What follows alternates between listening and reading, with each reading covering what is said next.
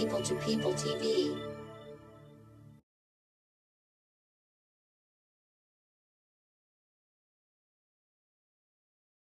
I was told technically it's not a conference. This workshop that you're doing is so important. I don't know if you all have seen the film American Blackout. Yeah. Oh, okay. Then you know that in 2002, when I was under intense attack, for a variety of reasons, there's a segment in that film where I say, I don't know what the progressive media in Georgia and around the country were doing. And the only thing I can say to you is that it's very difficult to know what the personal struggle is for an individual who decides to put their body inside those gears of the machine. Because when you're chewed up, it's not pleasant. It wasn't pleasant for my mother to watch the distortion of her child. It wasn't pleasant for me to watch even my own distortion to the country. And to know that the lasting impression that people have of the work that I did in Congress, which was very serious work, very serious issues. And in some cases has not been resurrected now that I'm gone. Like, for example, the $2.3 trillion missing from the Pentagon. We've got legislation on depleted uranium munitions, but it doesn't ban the use of depleted uranium munitions.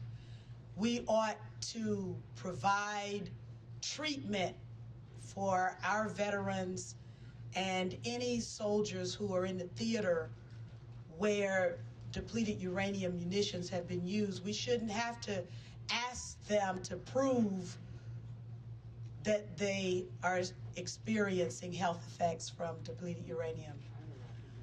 The fact that our government can't even give us an audit of its budget, and they haven't been able to do that for the last 10 years. I mean, these are very serious issues. Where is our money going? I agree with Code Pink. At some point, we gotta stop giving them our money if they're not gonna be held accountable.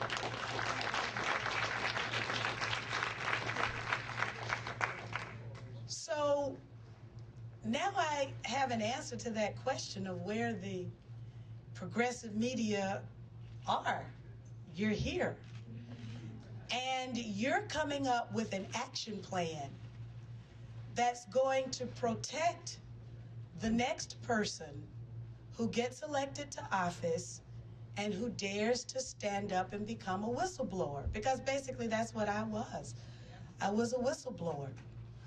And to the extent that you can be organized so that whistleblowers feel free and confident to get out there and do what it takes in order for us to get our country back, then it really is all on you. All of the hopes and the dreams that we have for our country, all of the righteousness that I know that our country can do around the world, the good things that our country can do around the world, it depends on us working collectively and making the impact and protecting those who are willing to put their very bodies on the line. I just did an interview, and I was reminded of my very first campaign theme. It was warriors don't wear medals, they wear scars. And the corporate media have emblazoned for all of the world to see my scars. I've got lots of scars, just like Sojourner Truth bared her back, and the scars of the lash were there for all the world to see. So now, those scars are the medals, and I'm sure that everybody in here has got some scars. Everybody in here. You all are warriors, communities warriors, and all you want is for our country to be a better country, a better steward of its resources, a better steward of our resources, a better partner to the people around the world. We don't have to have this legacy of hate, division, war, militarism. We don't have to have it. We can stand once again as that beacon of hope that we used to be around the world. I really believe that. And I also believe that the American people have the wherewithal to make this country become what it needs to be. But we cannot suffer coup after coup after coup, assassination after assassination after assassination, political assassination after political assassination.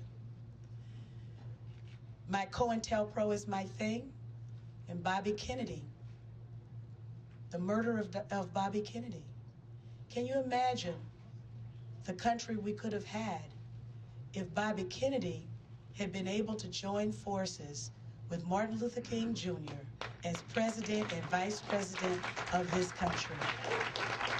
That's what snipers' bullets stole from us. That's what snipers' bullets stole from us. And so I will conclude with a quote from Bobby Kennedy. You remember that the speech he made on the night that Dr. Martin Luther King Jr. was murdered, and he said, what kind of America do we want? Do we want an America of division, of hatred, an America of violence? Or do we want to recognize that all of us, black and white, really want the same things out of life?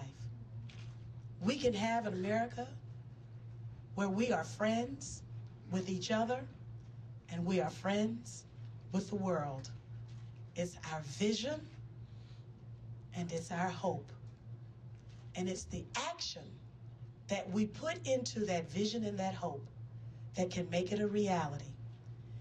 He said that 1 million acts on behalf of justice, when combined with other single acts of justice, can become like the mightiest walls. What did he say? Can become a mighty torrent that can wash down even the mightiest walls of oppression.